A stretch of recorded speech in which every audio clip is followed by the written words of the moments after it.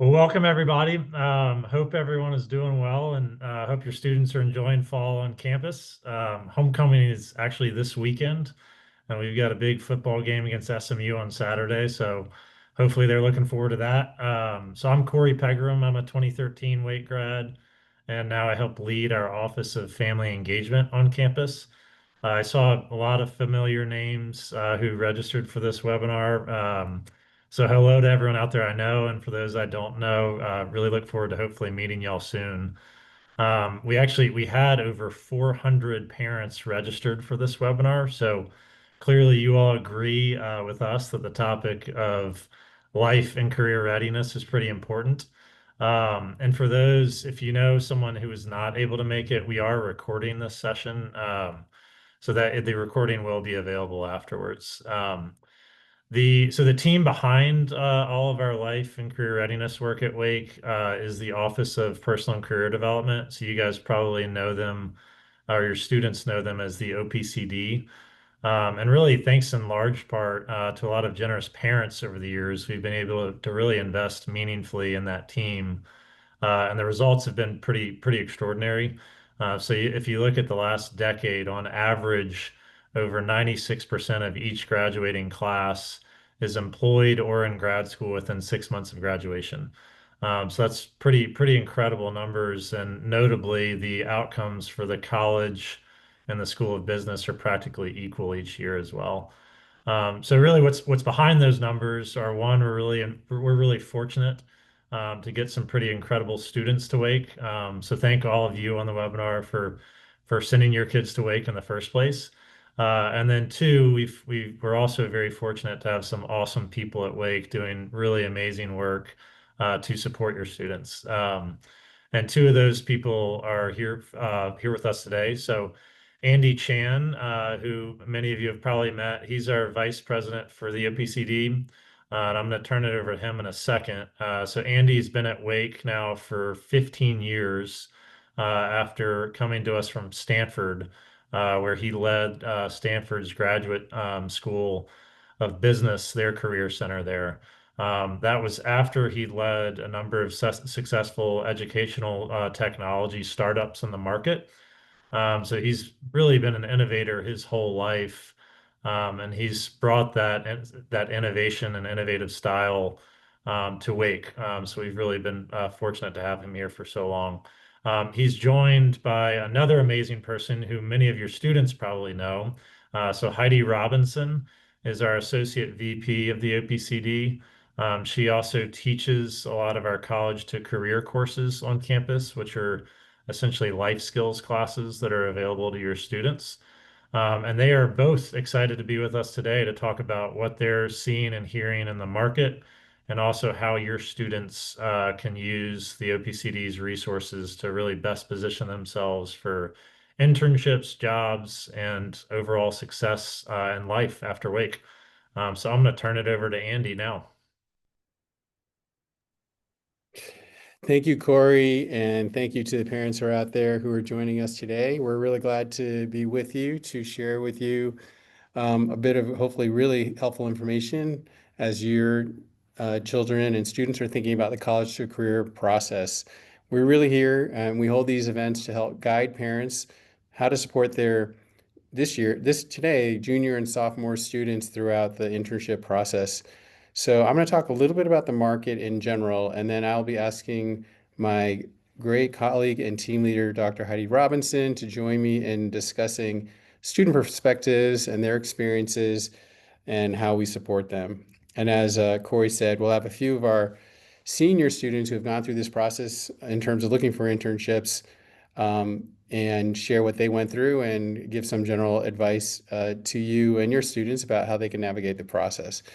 If you happen to have any questions while we're talking, feel free to go to the bottom bar within your Zoom browser and look for where there is a Q&A. And you can type a question in the Q&A link, and either our colleague Patrick Sullivan, who's a senior leader on our team, will answer them directly, or he will ask us to try to answer it verbally. So we're going to try to get to all the questions you might ask along the way, so don't be afraid to ask something through using the Q&A feature. So with all that, let's get started and talk a bit about how to think about the current market. As many of you have probably a sense, the overall job market is fairly cloudy right now. And the reason why I say cloudy is that what we do know is, as you sense too, is that the uncertainty of the economy and the sense that we're not really exactly sure um, as companies in general are thinking like, can we hire as many? They're just being a little bit more tentative and a little bit more conservative about how to think about it. Because of that, actually, conservatism, it can lead people to either students, especially either feeling somewhat anxious, like there won't be anything, or that like if there isn't enough actually happening, maybe I just put it off till it actually gets better. And what I would say is this, is that the good data is actually when you look at internships and job postings, and especially internships, the number of opportunities at the same time last year is in the same ballpark. So actually what we're seeing is opportunity-wise, it doesn't look that different. It can feel a bit different because companies are actually doing more things in a virtual manner. So they're actually trying to do things using the Handshake platform, using LinkedIn, trying to actually really be in a place where if students are more active, actually networking, trying to find them, they're actually going to be interested in talking to those students. But that is one dimension that is a little bit different, that even though we've had a fewer companies coming to campus, the amount of opportunities still seems to be about the same. So definitely we're trying to tell students like, don't take whatever you're reading about or hearing about, or even what your classmates are telling you as like fact. Actually, you should just be in the process because there are opportunities. I actually find that in an interesting way, like when you think about the overall job market for young people, there's a lot of comments right now about how it's hard for students coming out of college to get a job. And something that we always talk about is that it's actually always hard to get a job. I think that I can't think of any year where any student said it's so easy to get a job. Like I wish it were, I wish it were always like this. I think it's like it's always really hard. Like until you get a job, yeah, you actually think it's really hard. Then once you get it, you might look back and go, maybe that wasn't as bad as I thought. But it is very emotionally trying when, as you know, um, because of the internet, there's so many opportunities that many students are applying, using the online mechanisms and through the job boards. And as a result, the companies get so many applicants that the odds of getting the job are low. And secondarily, what happens is with all those applicants, and because it's done online, it feels like this should be sort of a more automated process. And in fact, actually, what is happening, as many of you might know, is that AI is making it so that the systems are actually like screening people out. So one of the things that we'll talk about a little bit is how important it is to learn how to network, how to use our networks and tools that we have at Wake Forest that help you get in touch with alumni and employers that get you the opportunity then to get honestly picked by them because they've met you as a person as opposed to just relying on what's on your resume. So we'll talk about that in a little bit in just a second. But I think that the main thing is just to know like we have really a lot of success every year in terms of students getting both jobs and internships. And that is very different for students depending on what their interests might be. And that oftentimes it can feel a little bit like if you haven't gotten one like by a certain date early or sometime in the fall, especially for those of you who are juniors, it can then feel a little bit like there's not going to be anything else later. And actually, what happens is it's almost like an interesting curve. It sort of feels like it peaks a bit in this period right now between the beginning of school, sort of beginning of September, all the way through middle of November. And then there's a lull because you're heading into the holidays. People aren't thinking about recruiting and hiring and aren't going to be able to be in touch with students that much during that time. So it sort of drops. While at the same time, I will say in particular, like in banking, it's actually still really hot actually during that point in time if you're looking for one of the big banks to work at. Then you come out of winter break and all of a sudden it's like the companies wake up and they start actually posting some jobs on the system. And so coming out of winter break, being prepared for that moment is actually a really good time to be looking for opportunities. Now, what I'll also say is that then if you look at different fields, whether it be like marketing, education, PR, government, the number of opportunities actually start to appear when you get into that, honestly, March, April period. So all of a sudden, it's like there's this sense of a sort of a lull, but then actually it picks back up till you get to the end of the year. So we're trying to help students just stay engaged the whole entire time, knowing that the right opportunity will come. But you have to actually use, and we're going to talk about Handshake, the system to make sure that system's working for you even when you're not looking. And I do think that's one of those things that students don't may not see something in the short term and think, oh, this thing won't work, but literally the next day there could be the opportunity that was the perfect one. But if they actually haven't put together their profile or really thought about making sure they're ready, they could actually miss it. So we will also tell you that oftentimes when jobs get posted, there will be dates that are listed, like the closing date, I'll make it up, is January 1st. So you think, well, I'll just wait till December 31st to apply. But what happens is the companies will actually start taking and looking at resumes right from the day they posted their job. And if they get actually a good number of resumes that look really good, they'll just close the job out. So they'll actually totally get rid of that date they thought they were going to close back in January 1st, or they might leave it open, but they've already made their decision. So this is a rolling process. So I do think helping students understand, like if you see something that's even somewhat interesting to you, you should apply. Do not wait. Do not wait till you've thought about it too long. Like do the work to get in there. And the interesting part is we'll talk about this too. We have a lot of ways you can come to our office that are not only meeting a coach. Like we actually have office hours at the OPCD where students are in here every afternoon, like working with other students and on this whole process. In fact, just coming down the hallway now for the last hour, we have a bunch of our very, very sort of experienced senior students teaching other underclass students about how to manage this process. And it is a beautiful thing to see. Like these students are as almost as good as any of our coaches. They're so good and so knowledgeable. So we're going to talk about how to just ways to just welcome your student into our office, even if they can't get to one of our coaches right away. One other sort of data point I want to mention is that students need to think about this idea that they have to look at generating many options.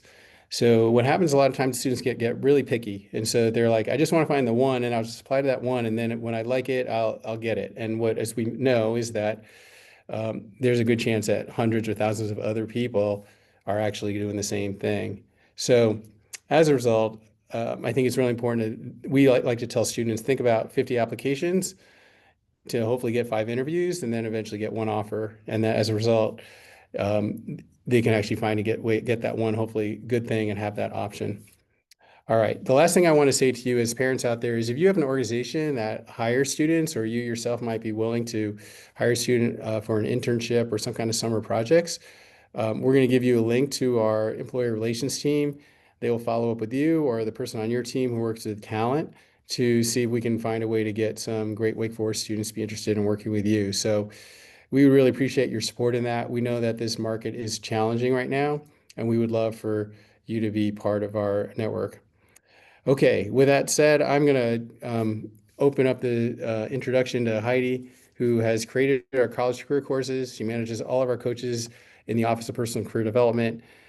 She knows everything about anything I think that's related to career and life readiness. And so I'm really excited to welcome Heidi to the stage. And Heidi, if you could say hi to everyone, and we'll start asking a few questions that talk about, your thoughts about how to help students now. Thank you, Andy. And thank you, parents. There is a real heartfelt need for us to be able to thank you for sending your students to us. We do not take it for granted that we get to work with amazing young adults. And that is such a reflection on the work that you have done. I'm excited to be able to talk with folks about the things that are out there for them and strategies so that students can land opportunities that matter to them. Thanks, Heidi. As you could tell, I tried to give a broad brushstroke as about the market and also just thinking about certain things students should be thinking and doing. If you have a student who is, let's start with a junior student, and many of them are overseas, but oftentimes they think like this is the season where like all the organizations recruit during the fall. Can you give your thoughts about how you talk to students about this process and in terms of what they should be doing right now and how they should think about it? Absolutely. And I really appreciate, Andy, what you said earlier, that there are some industries and opportunities that do recruit early in this season. And there are a whole lot who are waiting to go ahead and post their internships jobs. They're waiting to do that until the spring, particularly right now.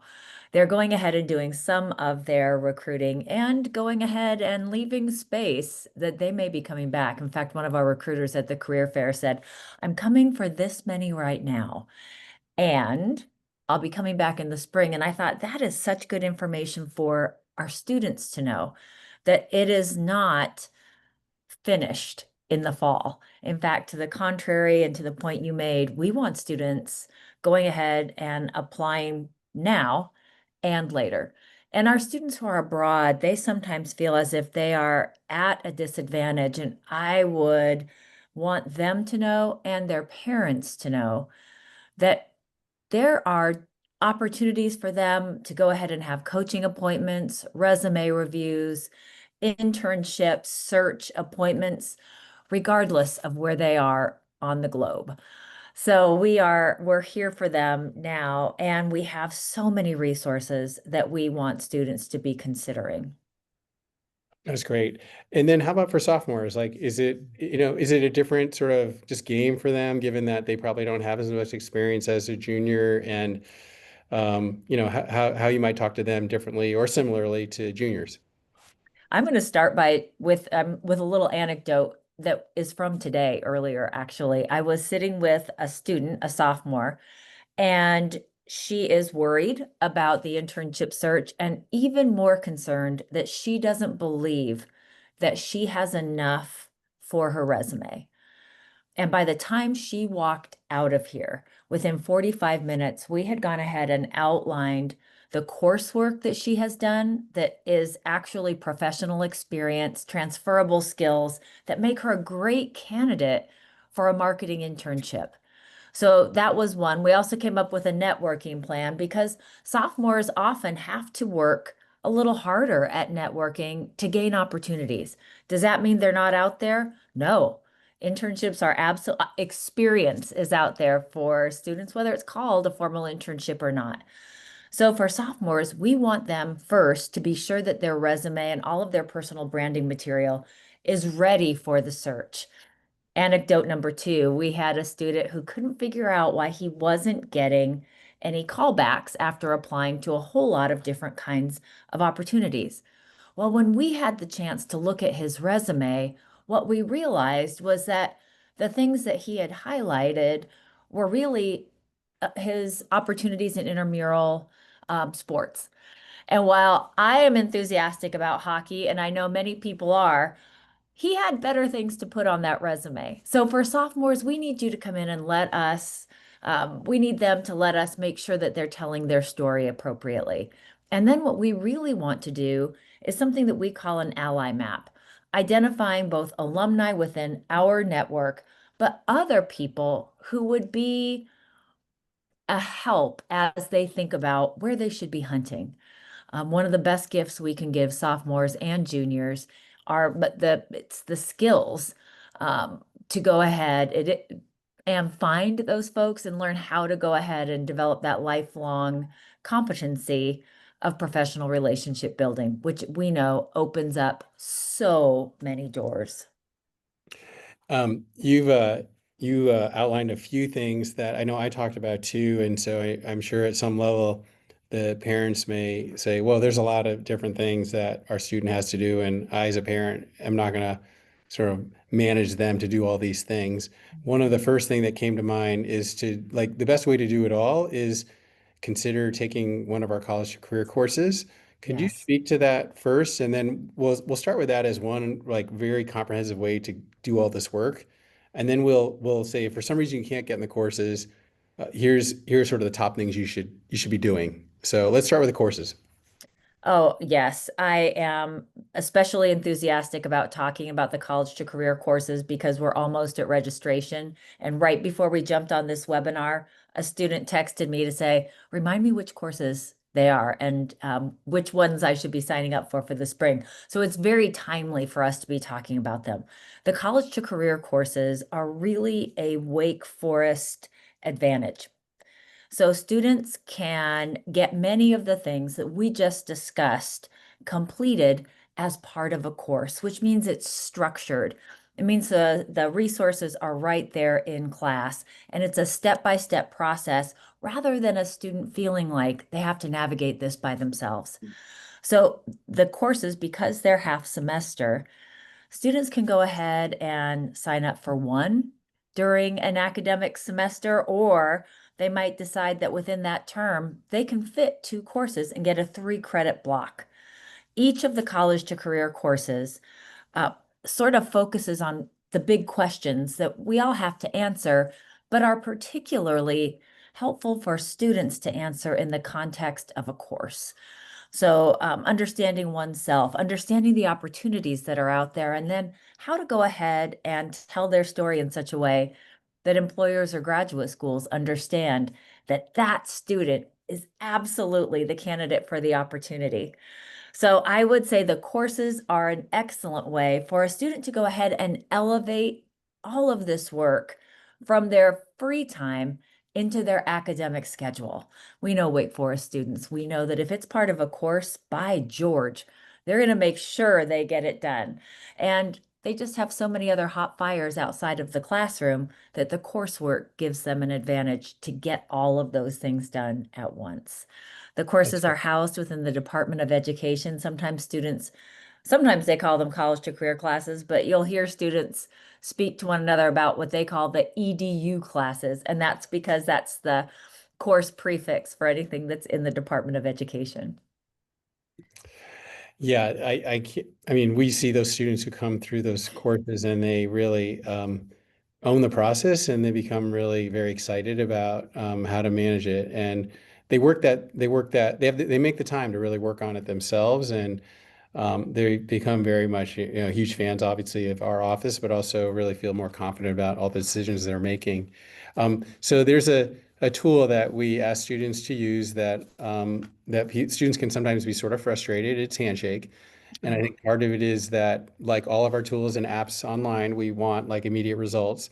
Can you explain how we think about Handshake and why it's a useful tool for students and how to help students think about it in a maybe more strategic way than just I applied a job, didn't get anything, and so it's useless? Oh my goodness, yes. Handshake has been a tremendous platform for our students and for our employers to go ahead and find one another. So Handshake is our platform that has thousands and thousands of both full-time jobs and internship opportunities, gap year opportunities, fill in the blank. There are all sorts of things for every student's interest area. What students sometimes don't understand is how to use the tool to make it work for them. So a student's Handshake profile is very much like their LinkedIn profile. It's an opportunity for a student to have a picture, to go ahead and give some information about their academic life, and then also to share the skills that they have and the interest areas that they have. A completed, updated Handshake profile creates an algorithm that is unique to the student based on the geography that they may be interested in, based on the kinds of either internships, full-time jobs, research jobs that they may be interested in, and it puts them on the map for employers. Handshake is not only a place where students can go ahead and find opportunities, it's a place that employers go in and set up their own searches to find talent. And so I would say for students, if it's frustrating or they say, there's nothing on Handshake for me, that's an opportunity for us to help them improve the way they use the tool. The tool is very effective if we can go ahead and have it updated, and students can create saved searches. In other words, the saved search is part of the algorithm and will go ahead and find more opportunities based on the search criteria, make it really easy. I call that for students having a career assistant because the Handshake platform will just continue to push new opportunities to them as long as it knows what they're looking for. One of the other things that I find helpful for us is if a student updates their profile, because then, what they may have been thinking 6 months or one year ago is totally new, that then they will both get employers looking for them, but also we can push our information and events that we have that are related to them. So it gets more tailored to what their interests are. So I know it feels like it's a challenge, but it's actually not that hard if you actually do it. Plus, the system keeps getting improving over time, just like any software. So I do think that it's another thought. Another thing you brought up that I've talked about too is the importance of networking. And one of the things that can be frustrating, we talk about this, about the idea that when people hire people, not paper. And that Yes. generally we think if we do is just hand our resume in over like an online platform, they'll pick us. And Mm. when we know that the odds of getting picked are very, very difficult, like can get sort of frustrating. And then you just go like, why should I even do it? And so networking obviously is really the grease that opens the doors that allows you to get chosen. Can you talk a little bit about that? And also, what are some of the tools we have at Wake Forest that help students be able to network with friendly people? Oh, absolutely. So I think that for students, it does get frustrating because they might be applying to 40 or 50 different opportunities and not hearing back. In fact, that was another conversation I've had in the last week. What if I haven't heard back from them?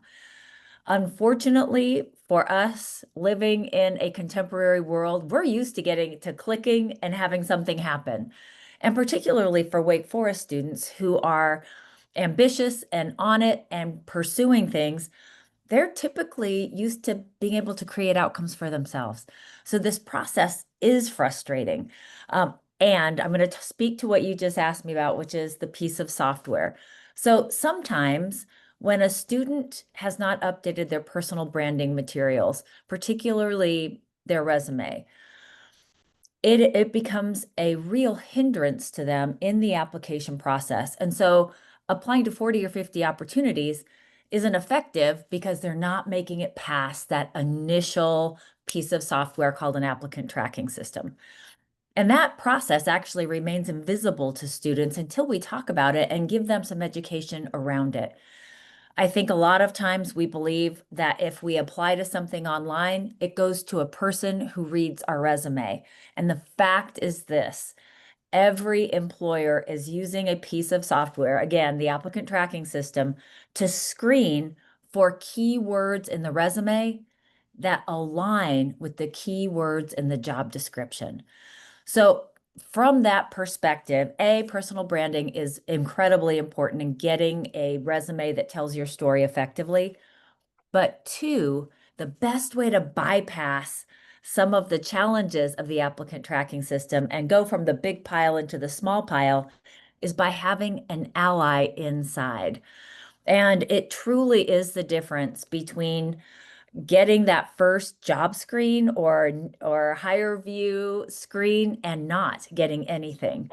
So networking, if students are simply applying without having their personal branding material reviewed and without reaching out to our very fierce ally network within our Wake Forest alumni, we've not set ourselves up for success. And so I would say when we're talking about our Wake Forest network, one of the things that we use that is incredible, and I would encourage parents to go ahead and if you are on LinkedIn, up in that upper left-hand search bar, search for Wake Forest University School. What that will do is take you to a place that offers you a range of different tabs. We want our students, we want you clicking on alumni, and you will see that there are 50,000 plus alumni on that particular location, and students can sort by city, they can sort by employer, major, all sorts of things to see who's out there who can help them with that inside track at an organization. Secondarily, all Wake Forest students and alumni and faculty and staff have access to something called the Wake Network. And it is proprietary. It is only accessible to folks affiliated with the university and parents. You can log in as well. But Wake Network goes ahead, and if I wanted to see all of the people who played in the marching band, I can see them. I can sort on the Wake Network to find those people in an affinity group with me. If I want to see all of our alumni and or affiliated students who have something to do with Wells Fargo, I could do that as a search on Wake Network. And I have a built-in group or portfolio of folks who can help me. And again, that sometimes remains invisible to students until we get the chance to help them, or parents do, or their peers do. That's great. Um, I'm going to ask you about a couple of resources that I think are just quick ones, and then I'll wrap up with one final thought. So we have this thing called the photo booth in the OPCD. Can you actually share what that is and why that's so important for students to utilize? Oh my goodness, I'm so glad you asked about the Iris photo booth. Big shout out to our staff here in the OPCD who helped us launch the Iris photo booth.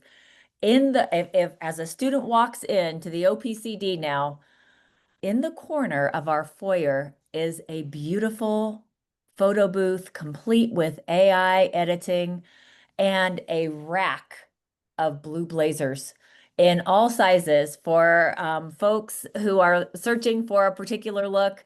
They are all one color, but they will fit all sorts of folks. Students can go ahead and borrow one of our blazers and step into the photo booth, or come as I saw two young men who walked in shorts and their blue blazers this afternoon to the photo booth.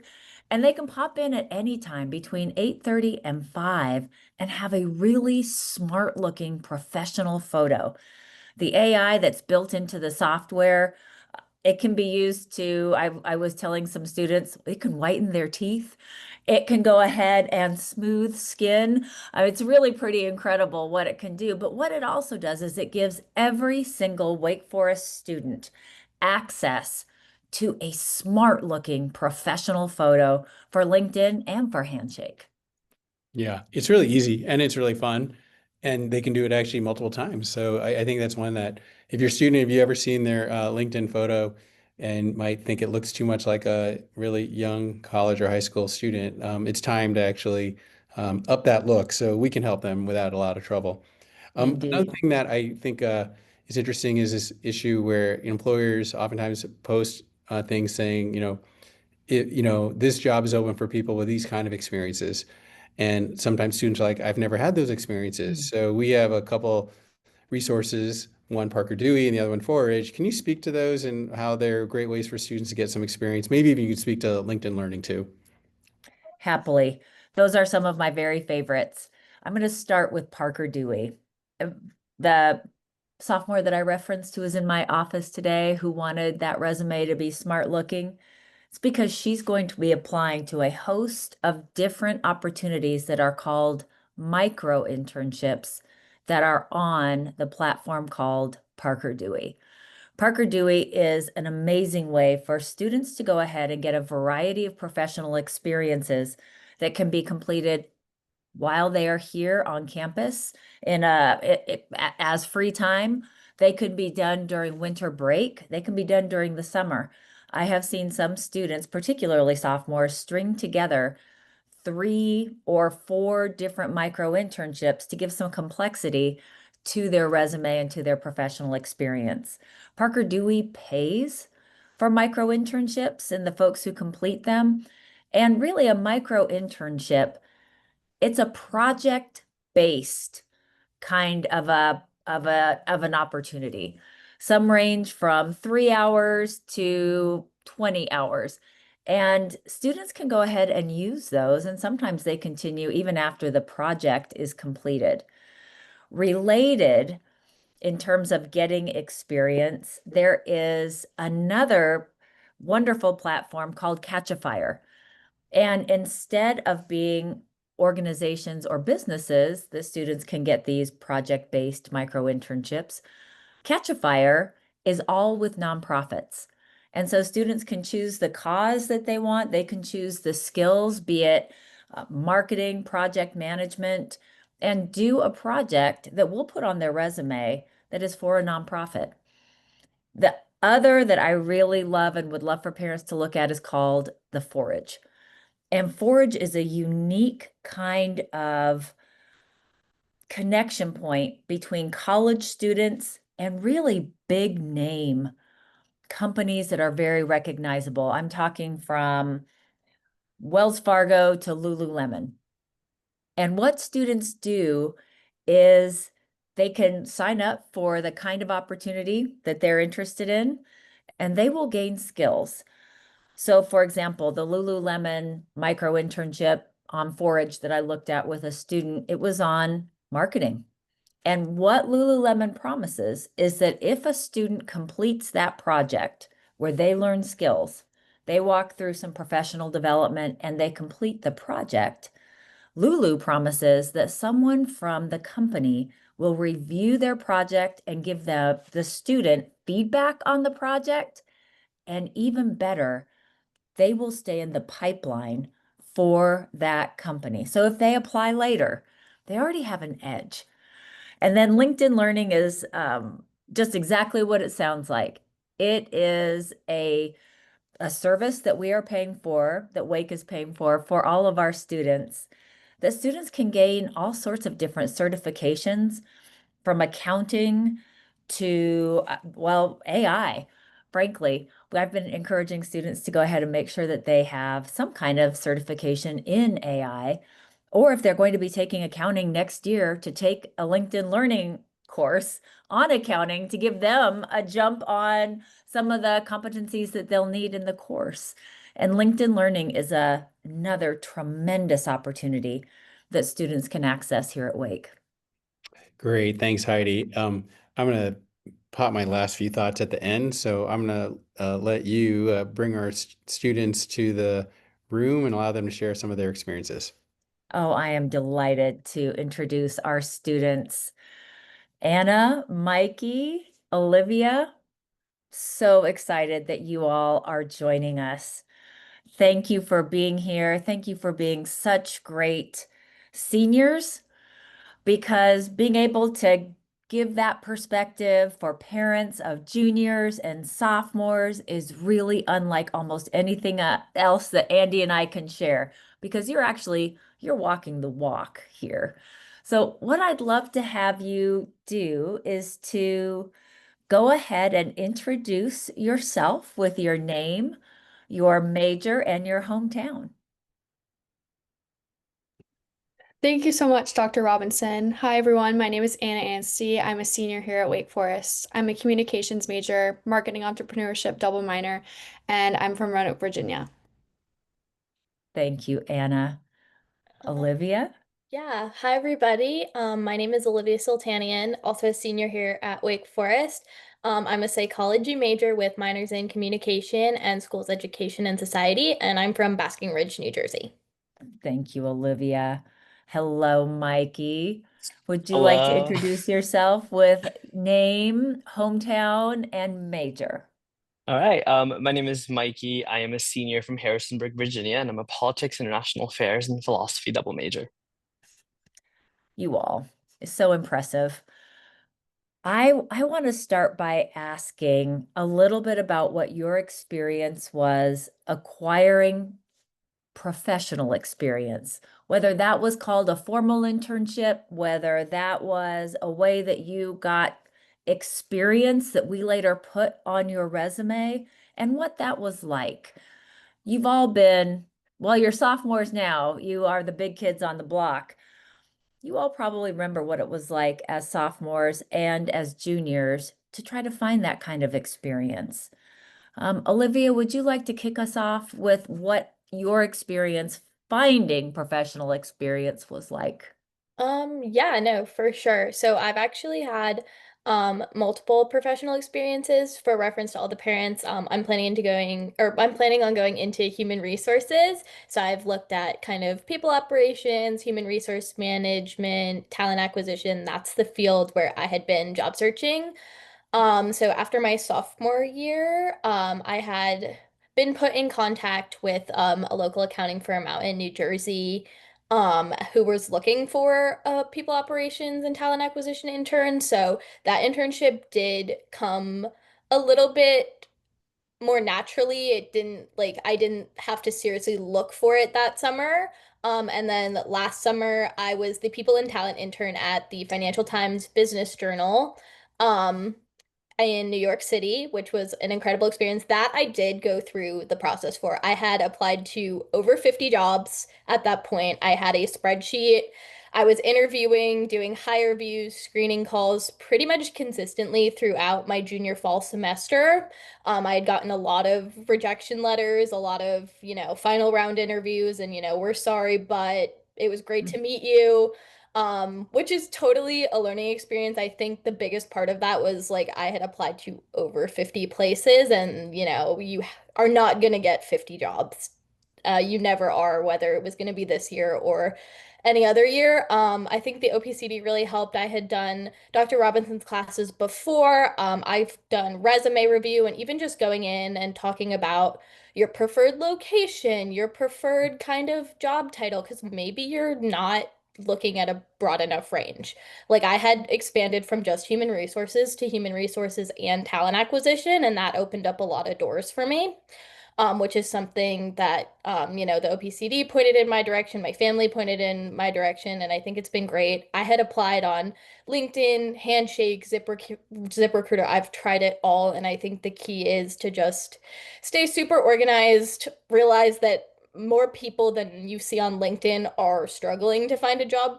Honestly, right now, whether that's an internship or as seniors, we're looking full-time grad school. So that was kind of my experience. Sorry if I talked a little long, but that's what I had kind of been up to, and just like knowing that a lot of people are going through the same thing was really helpful. And just going to the OPCD, even though they can't like magically get you a job, they can certainly help and point you in the right direction. There you go. Supporting, creating resources and connections across the way.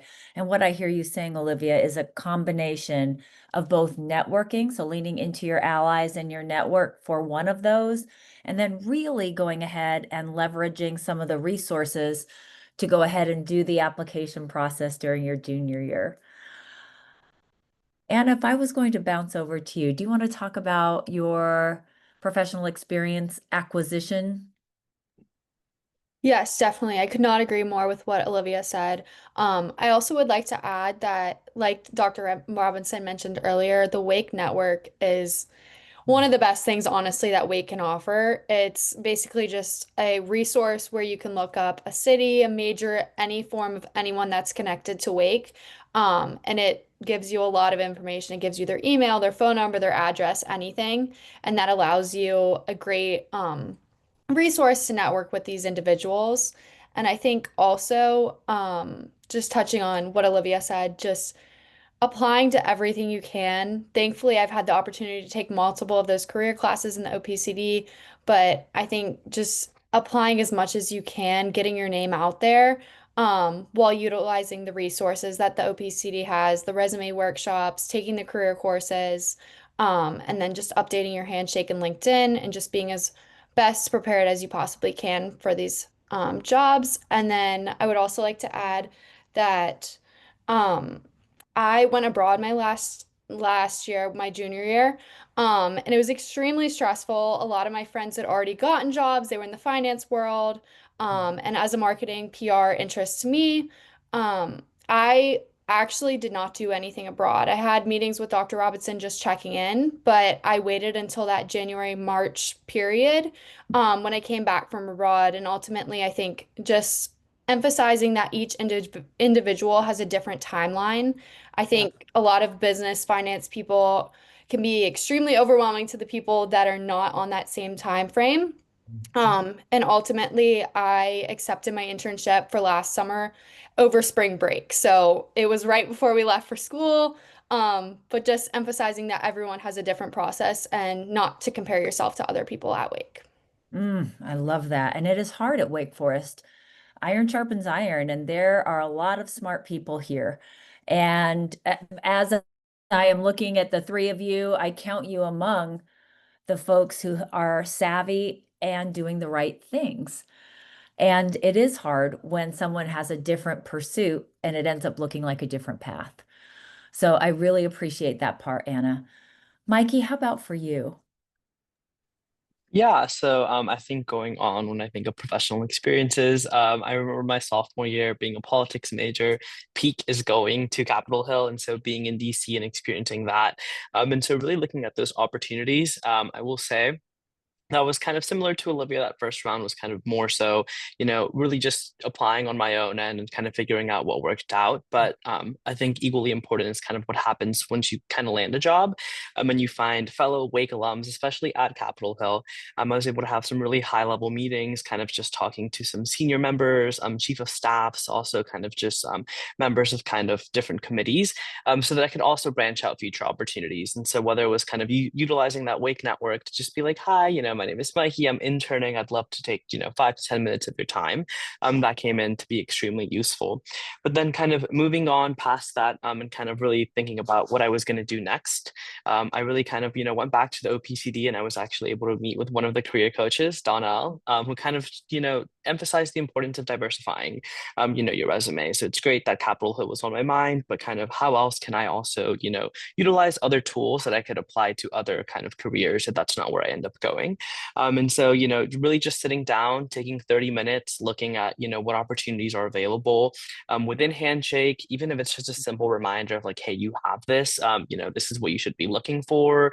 You should maybe query search like this. I say it's something that was extremely beneficial when I was looking forward to other opportunities. I love it. You all have done so much to put yourselves in this position that you find right now as seniors with all of this wealth of experience and advice. I heard a little bit in each of your stories about the role of networking, both with Wake Forest and also in your personal networks. I wonder if you could speak to what that was like and how you felt when you first started leaning into your professional network from Wake or the personal network where somebody might say, hey, I can connect you with so and so. Olivia, I think you mentioned that your first internship, somebody kind of helped you open the door, but then you had to walk through it. Yeah, absolutely. So, my first internship, I was put in contact with the HR team at a local accounting firm. So someone in my life had made that introduction, but after that, I did have 2 rounds of, screening calls and interviews, and at that point, I was freshman or a sophomore. I was there for 2 summers. So I was obviously on the younger side. I know this call is sophomore and junior families, but I didn't have any like traditional internship experience.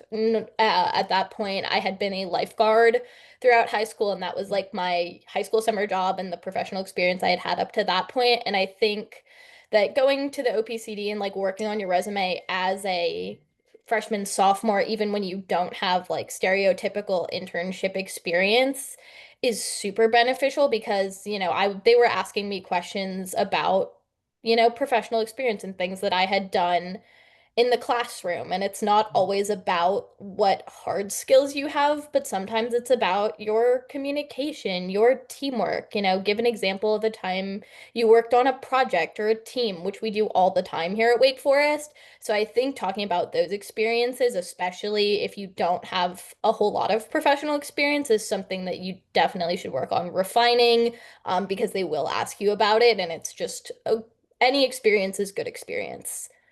Yes, professional experience is professional experience, and it becomes a snowball, right? You start with some professional experience and your snowball gets a little bit bigger and you start to gain some momentum. Anna, you also did a combination of networking with your personal network as well as the Wake network. Could you speak to the role that that played for you? Yes, definitely. So I had an internship in my hometown of Roanoke, Virginia after my sophomore year.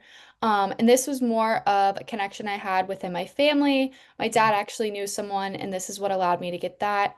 And then my junior year, I decided to move to Charlotte, North Carolina. And this was a bit of a bigger step. This was more of networking. I applied to things on Handshake. I did stuff on LinkedIn. And this is kind of where I really learned the power of networking and kind of making almost like a spider web of sorts. Like I would talk to a Wake alum and they'd be like, you should talk to this friend. And then ultimately, that's how I got my internship. Some Wake alum connected me to someone else and they connected me to someone. And it just brought together the true power of networking and honestly, the Wake community here. And I think just reaching out to anyone as possible and applying to as much as you can. And ultimately using that family connection if you have it, but if not, relying on, I would apply to jobs and reach out to people that were Wake alums, also Wake alums that are in clubs that I'm in, kind of just having that personal connection and trying to relate to them as much as possible. I love that. So developing some of those skills and then truly leaning into your resources. Mikey, if you were going to give advice to parents of juniors and sophomores supporting their students while they're trying to get professional experience or internships, what would you say? Sorry, one brief second. I'm in a lobby. had to step outside of class. A couple of sounds going on in the You're so background. good. So yes, totally. I would recommend as a parent, what's most important, I think to really be supportive, right? Anna and Olivia both mentioned kind of having a parent there as a resource. And so whether that's being able to make a personal connection, right? Believe it or not, those friends in high school or maybe even college, you could truly reach out to kind of ahead of time if your child's applying somewhere.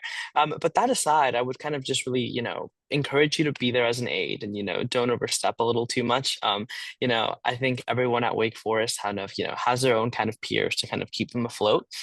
We talked last time really about the importance of really not falling through the cracks and how that's almost really kind of difficult to do at Wake. There's really so many kind of social webs and, it really kind of is difficult to do that. And so more likely than not, your student is kind of going to go through the process. But, even if it's a simple reminder of just being like, hey, how's, the application process going? Do you need any help? Would you like anyone to review? More so than, oh, have you applied to 5 internships today? Or, have you done this? I think is something that's extremely important. I appreciate that sort of being supportive and on their sounding board and trying to see what their role may be. Anna, Olivia, I'll give you a choice of which of these two last gems that you would leave. Either advice to your younger self or advice to parents of younger students. I'll let you choose. I'll go to the parents. My mom is on here, so shout out to my mom. She's super awesome. Obviously she's only got seniors and she's still listening to the sophomore and junior webinar, which is incredible. Obviously there's never enough knowledge, but I think to parents, as Mikey was saying, be there to support, without being overbearing. And I know in a lot of families that's a fine line. But I think if your student really values your input, they want your input, they'll reach out. If you see a job that you think they'll be great at, by all means send it to them. That doesn't mean like only wait for them to reach out, but if it's something that's super important to them, they'll reach out. Like I'm applying to grad school right now and I send my mom every version of every essay I write. Because I just love having that second set of eyes, and I know the OPCD would be absolutely thrilled to read those as well. But I think it's just walking the line of like, don't be overbearing, and your student is surrounded by great people, whether it be their Wake community or the OPCD staff that's there to support them. This is their full-time job to make sure, as Mikey said, that none of us are falling through the cracks. And as long as encourage them to take initiative, because you won't fall through the cracks if you're taking initiative. And a lot of students do and are in the majority. When you're surrounded by people that take initiative, you'll likely take initiative too. So I would just say, make sure you're there to support. If they really need you, they'll definitely come to you for like the career advice. And if you see something on your LinkedIn or a handshake that would you think your child would be awesome at, definitely send it to them. I like that. So going ahead and being as helpful as they can. All right, Anna, little gem before we call it for the night. Yes, just to wrap it up, I have two pieces of advice for all parents. I would say definitely I have taken 3 of the EDU or the college career courses that they call it here at Wake Forest. Highly recommend. This has been one of my most helpful classes at Wake. Just helping with networking, resources, everything. If your student can register for that, there are those half semester courses like Dr. Robinson mentioned. I highly recommend that. As well as updating your handshake profile and then you can set searches on there. So set it to the city that you want and the job title that you'd be interested in. And I get an email every day from Handshake saying, these are the top 10 jobs that you should apply for. These are what you would be a great candidate for. Just highly recommend both of those two things. You all have so much to be proud of. I see you smile, and I want you to know that when I hear the advice that you give, it is so sage and just really demonstrates all of the good things that you have done while you're here at Wake, and just some of the best examples and ambassadors for Wake Forest. Thank you, all three of you. And especially for taking the time with us tonight. And Mikey, I know you stepped out of class. Thank you to your professor as well. All three of you are just fantastic, and I'm grateful. Do want to just add one more tidbit there, not to interrupt. I don't know what's next on the schedule, but Anna really did bring something up. Using handshake, I think, is extremely important.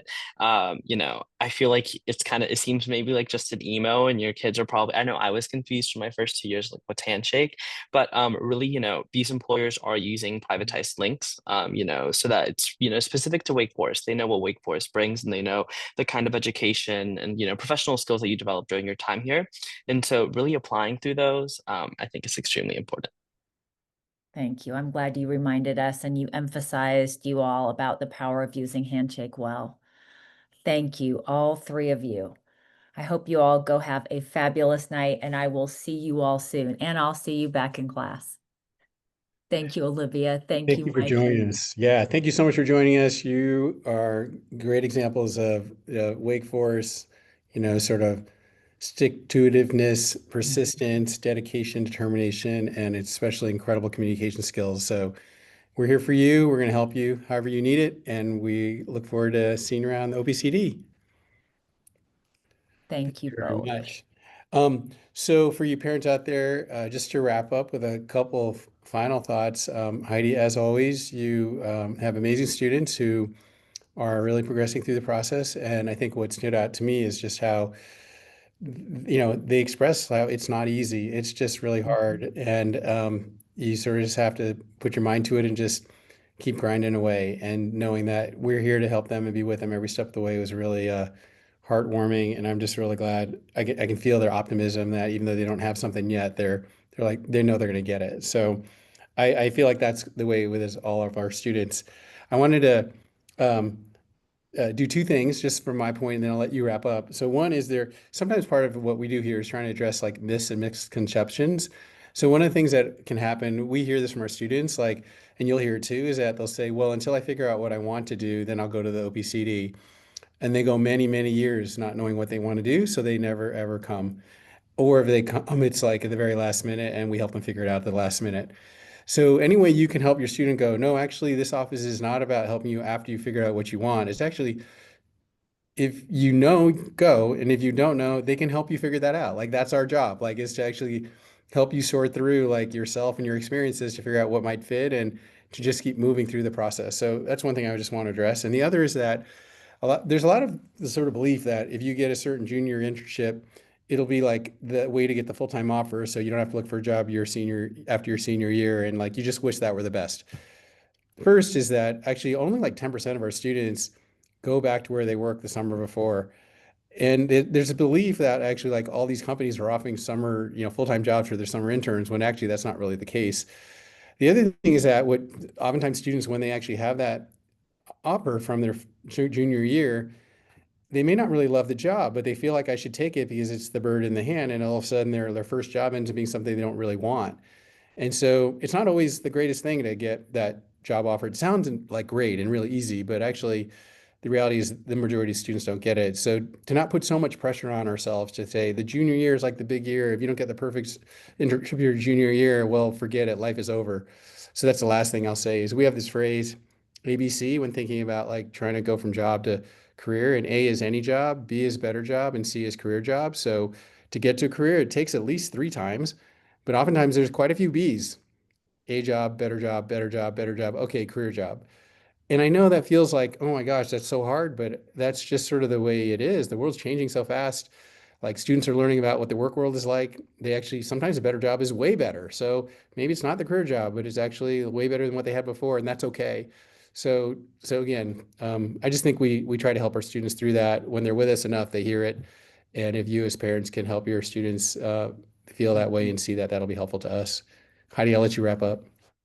Oh, Andy, thank you. I loved hearing from our students, and they said so much. I guess the three gems that I would leave is that to get something for this summer, or even while they are here on campus, it doesn't have to be something that is classically called an internship. We want them to do research. We want them to go ahead and they can work for a nonprofit doing marketing. Experience is experience. And so we want them to gain experience and to be sort of broad in their thinking about what that looks like. It doesn't have to be called a formal internship. That's one. And then probably, perhaps most importantly, I would want every parent, but every student to know they do not have to do this by themselves. We have an entire office and we exist, as Olivia said so wisely, we exist to help students discover what it is they want to do and how to get it. And so that is what I would say. They are not alone. Great. Thanks, Heidi. And thank you, parents, for being interested, knowing, and understanding how much we love our work, we love your students, and we love Wake Forest. And so your student will be just fine, but do anything you can to try to help them, step into the process and just begin knowing that it won't necessarily be easy, but it'll be a lot easier than waiting till the very end and just sort of panicking. So we definitely are here to help de-stress them in that way too. So go Deeks. We look forward to seeing you on campus sometime soon. Thank you for joining us.